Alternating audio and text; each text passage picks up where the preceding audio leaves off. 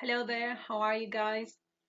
In this video, I want to give you some tips on how to analyze this new topic, which is ellipsis and structural condensation.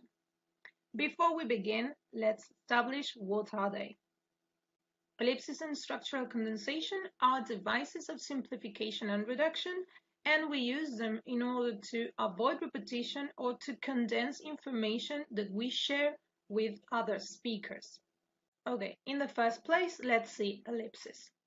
Ellipsis is a device of reduction and we use it to omit information that can be recoverable or can be understood from the linguistic context. This means that the speakers share some information and some parts or some elements of the written text or the utterances in spoken language can be removed without altering the meaning of major clauses. We have two types of ellipsis. One is textual ellipsis and the other is situational ellipsis. We're going to see them in detail. First, let's go for textual ellipsis. And we use textual ellipsis whenever we omit information or elements within a clause that are close in the nearby text or in the recent speech act. For example, do you want to stay in or go out tonight? Here we have a mark that shows us where ellipsis happened or occurred, and this is the structure or the elements that were omitted within this clause. Do you want to? In this example, we can see that the omitted elements are close or they can be found in the nearby text.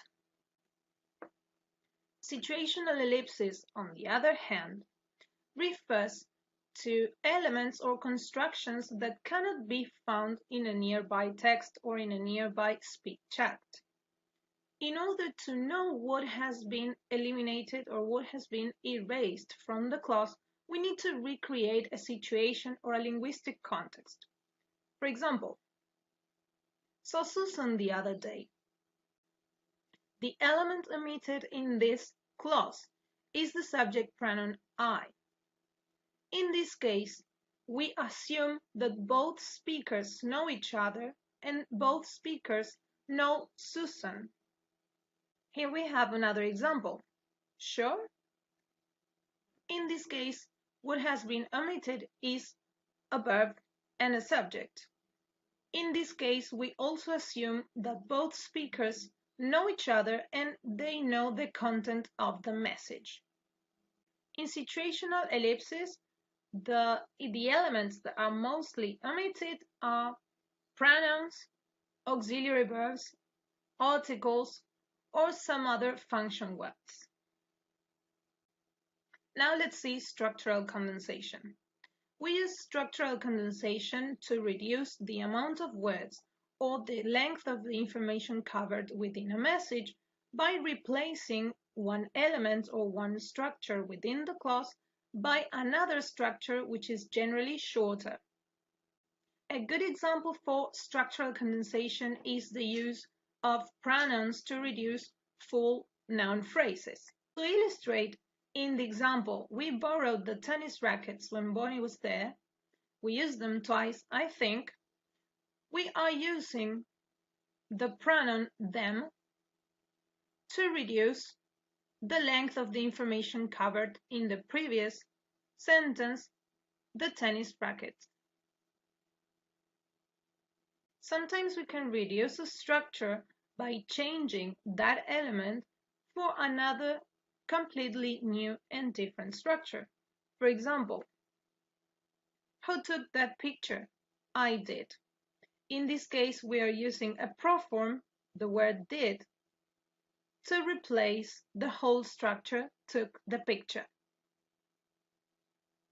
Finally, let's talk about the positions where ellipsis or structural condensation may occur.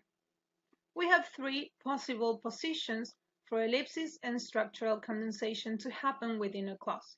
Those positions are initial position, medial or middle position, and final position. In the case of initial position, note that the mark of ellipsis happens at the beginning of the clause. In the example, are you going to wear these trousers or the ones that I gave you? We have structural condensation occurring in the middle of the second clause. Note that this example is composed by two clauses. Are you going to wear those trousers? Connected by the coordinating conjunction, or the ones that I gave you. We'll see this example later.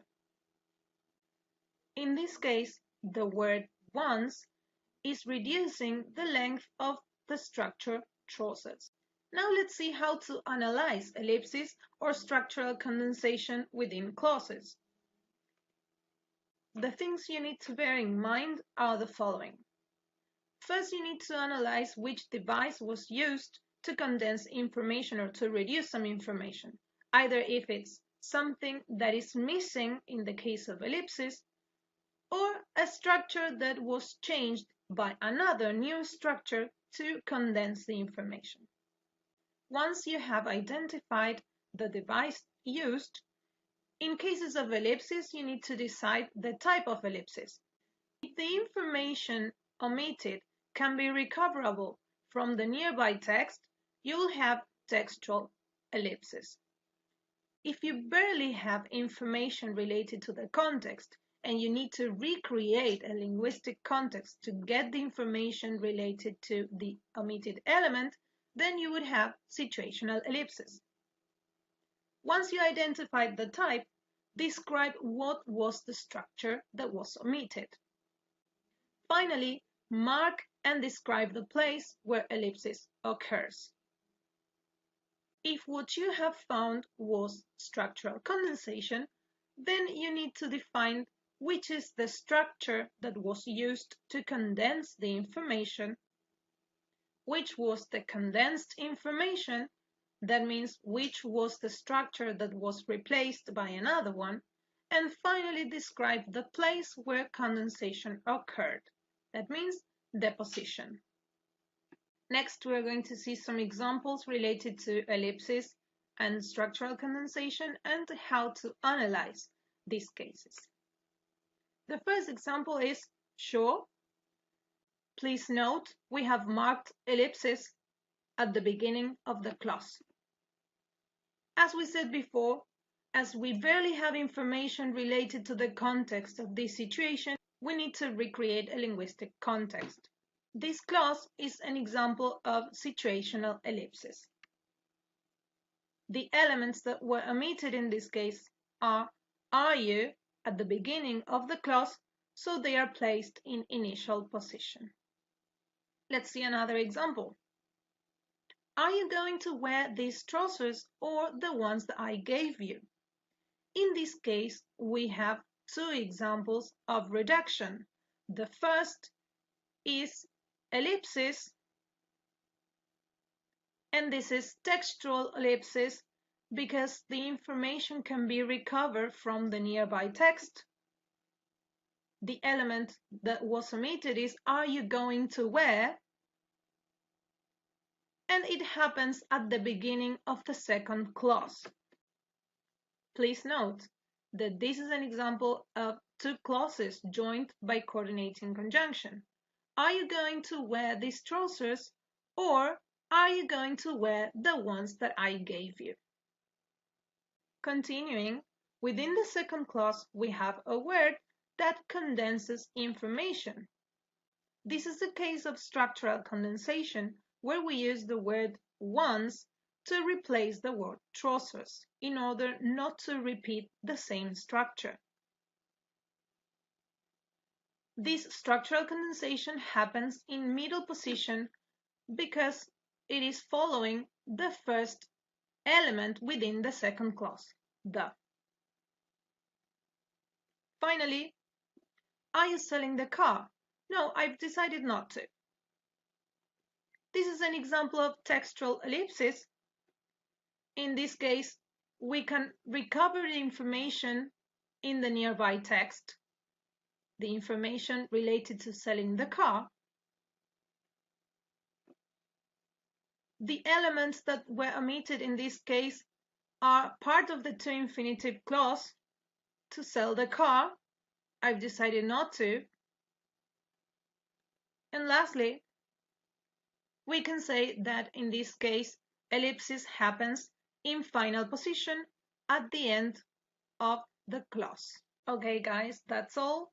If you need further information, please contact me. See you.